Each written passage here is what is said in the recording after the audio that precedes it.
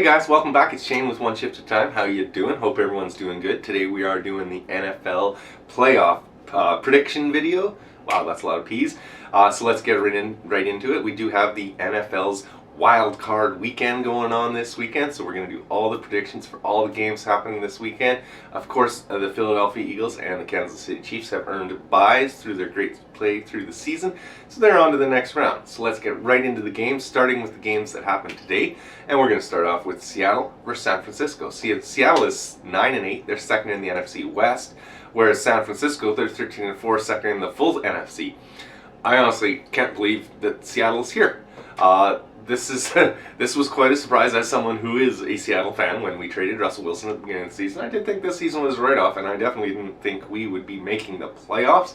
So just absolutely, it was crazy, pretty crazy. But the 49ers, they've been playing some good football. Yes, they are dealing with some injuries to their quarterback, but they did win both of their season matches with the Seahawks. One of them they did win with Jimmy G. The other one they won with Brock Purdy. So they're showing they can win with either. And honestly, I think they're going to go 3-0 this season.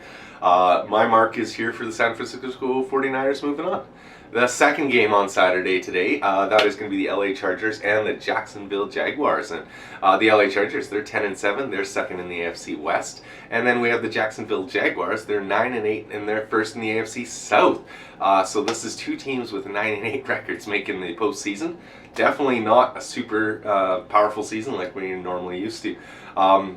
So the Chargers did lose their final game of the season, and that was against Denver. So that was a bit rough.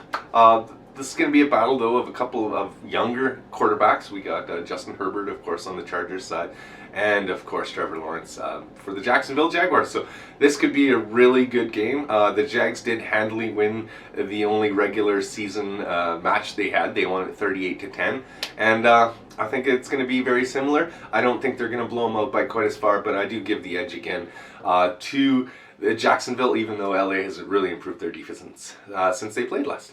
Let's get on to Sunday's game. So we're going to start in the morning. We got the Miami Dolphins and the Buffalo Bills. So, of course, the Miami Dolphins are another 9-8 team, second in the AFC East, and the Buffalo Bills are 13-3. Now, they did go 1-1 in the season, the regular season, including that amazing Week 15 game where the Buffalo Bill fans got in trouble for snow, because you know how much I love these snow games. But Josh Allen looks just unstoppable.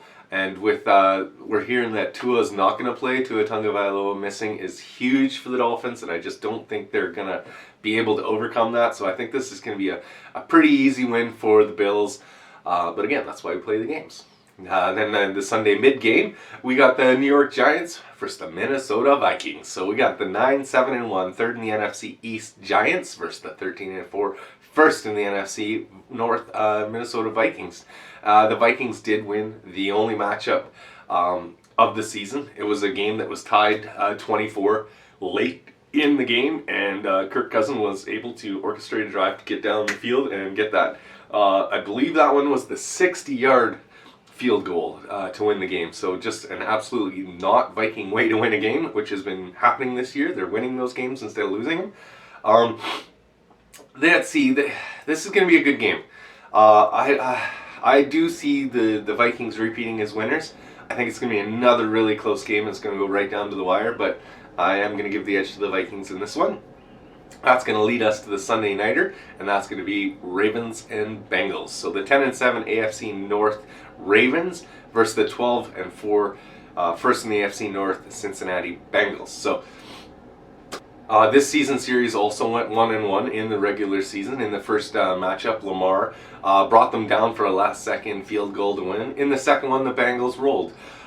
Without Lamar Jackson in this game, I don't see that the results can be any different. I have Cincinnati rolling over the Ravens again, as that match did just happen as well. And finally, that's going to bring us to our Monday night game. We got the Dallas Cowboys versus the Tampa Bay Buccaneers. 12-5, second in the NFC East for the Cowboys, and 8-9, first in the NFC South for the Buccaneers. Man, a losing record. You're making the playoffs with a losing record. Gotta love winning your division, though. Again, that's the only team in the playoffs with a losing record. And we have the Cowboys, who just lost their last game to the Commanders. So this is really not your power matchup for the Monday night game that I'm sure that they were expecting when it was scheduled. But the Cowboys did lose to the Buccaneers way back in week 1. That was their only matchup. The way things are going, honestly, the way D was playing in Dak's absence, it was phenomenal. I thought they were going to go all the way, but it has really started to struggle late in the season, and Dak's just not clicking yet. So, as weird as it sounds, I am actually going to give a bit of the nod. This is my underdog one to the Buccaneers, because you just don't bet against Tom Brady in the postseason. So, let me know in the comments below what your predictions are, and let's keep track of this as we go through the playoffs. I hope you guys all enjoy the games coming this weekend. I know I will. Not going to be doing much besides watching football this weekend. A little bit of hockey too. Like this thing, share it around, subscribe if you're new. I'd love it. We're getting close to 150 and I want to keep that push going. And as always, we'll see you guys in the next episode.